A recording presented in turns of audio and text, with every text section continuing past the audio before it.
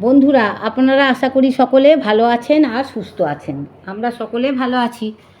তো আমার কথা চ্যানেলের তরফ থেকে সবাইকে শুভেচ্ছা জানাই, ভালোবাসা জানাই। আর আবার আমি সেই রান্নাঘরে চলে এসেছি। আজ আমি রান্না করব মাছের ঝোল। তো এই মাছের ঝোল রান্না করতে তেল তো দিয়েই দিয়েছি আগে, আর তেলে জিরে, লঙ্কা, তেজপাতা সব দিয়ে দিয়েছি ফোড়নটা। তারপরে রসুন দিলাম। এবার রসুন দেওয়া হয়ে গেছে, ভালো করে ভেজে নিয়েছি রসুনটাকে। দিয়ে তারপরে এখন আমি পেঁয়াজটা দিয়েছি। তো পেঁয়াজটা এবার একটু নাড়াচাড়া করব। তো আর পেঁয়াজটাকেও একটু বেশ ভালো করে লাল লাল করেই ভাজবো। তো এবার একটুখানি বেশি ভালো করে লাল লাল করে ভাজার অপেক্ষাটা করছি, নেড়ে ওই জন্যে নাড়াচাড়া করছি। তো দেখুন এখনই হয়ে যাবে, লাল রং হয়ে যাবে। আমি পেঁয়াজটাকে একটু ভালো করেই ভাজবো, আর আমি কোনো পেঁয়াজে আর বাটা দেব না। তো ওই দেখুন কী সুন্দর হয়ে গেল আমার পেঁয়াজটা ভাজা। তা এরপরে আমি টমেটো দিয়ে দিলাম। টমেটোটাকে দিয়ে দিলাম। টমেটোটাকে দিয়েও একটু নাড়াচাড়া করি। এইভাবেই মাছের ঝোল এইভাবেই হয় রান্না। আর এর মধ্যে দিয়ে দিলাম একটুখানি লবণ দিলাম, কেননা লবণটা দিলে টমেটোটা বেশ তাড়াতাড়ি নরমও হয়ে যাবে আর ভালোও লাগবে, টেস্ট হবে। লবণ দিলেই তো টেস্ট হয় রান্নায়।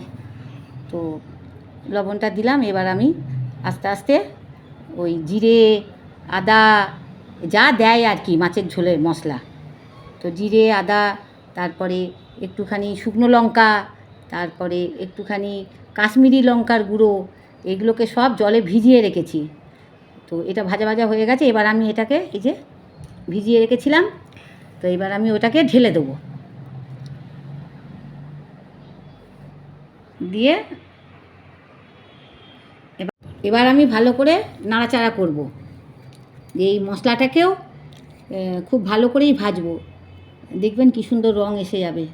আর এর মধ্যে একটুখানি তো আমি চিনি তো দিয়েছি।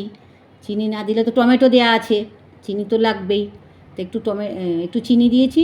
আর দেখুন কী সুন্দর কালারটা চলে এসেছে। এই যে কী সুন্দর কালার এসে গেছে। তো এরপরে ওই বাটি ধোয়া একটু তো জল আছে, ওই জলটা তো দিতেই হবে। আর একটু আমি ভাজা ভাজা করে নেব, তারপরেই আমি জলটা দেব।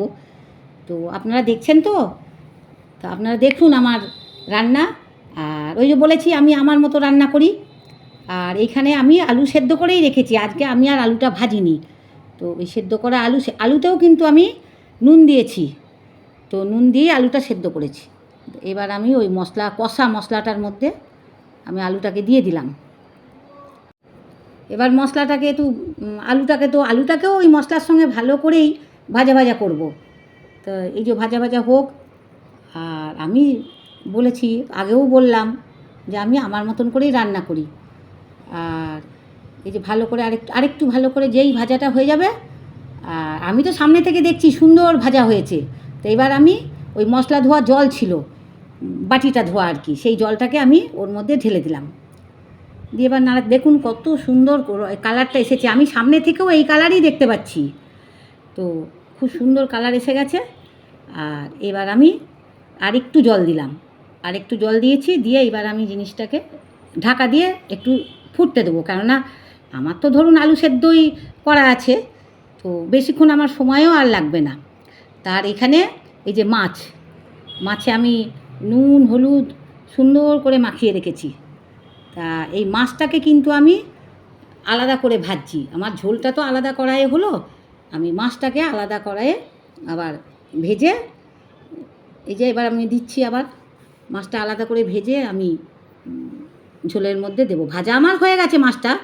তো এবার আমি ঝোলের মধ্যে দিচ্ছি। আমার ঝোলটা কিন্তু রান্না হয়ে গেছে, দেখুন ঝোল কমপ্লিট। তা মাছটা দিয়ে দিলাম। দিয়ে একটু ভালো করে আর একটু ভালো করে আমি ফোটাবো। আর তার উপরে দিয়ে দিলাম এই মাছটা দেওয়ার পরে আমি একটু, ওই যে দেখলেন আমি একটুখানি গুঁড়ো গরম মশলার আর কি দিলাম। দিয়ে এবার আমি ঢাকা দিয়ে দিলাম।